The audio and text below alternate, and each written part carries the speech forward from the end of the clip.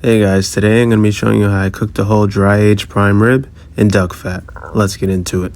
Alright, so first things first, after I got my prime rib all trimmed up, it was time to season.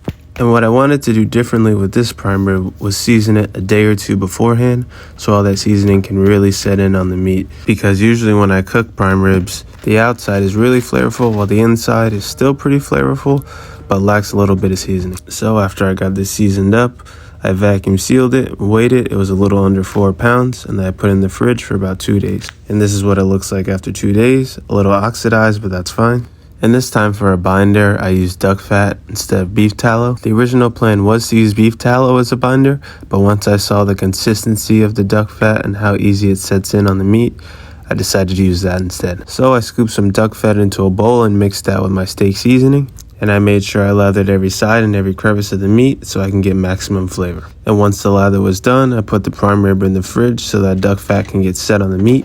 And once the duck fat was set, I set my meat thermometer to 120 degrees and threw it in the oven on 275. And when the prime rib was close to being done at about 100 degrees, that's when I decided to light my charcoal. And I would say if you can, get natural wood charcoal. It lights a lot faster and cooks a lot longer. But if you can't get your hands on it, any type of charcoal will do. And once my prime rib hit 120, it was time to throw it on the grill. And when cooking the prime rib on the grill, it's important not to be alarmed by all the flames. It's just the duck fat hitting the coals, which is eventually going to create a beautiful char on the steak.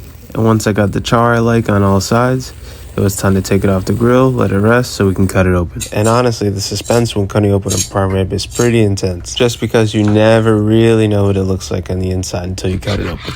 But as you can see, this prime rib came out a perfect medium rare, just how I like it. Honestly, the best way it should be served. Now, in all honesty, this was great. You can never go wrong with a prime rib, but I do prefer it in the oven. But let me know what you guys think in the comments. And as always, have a great day.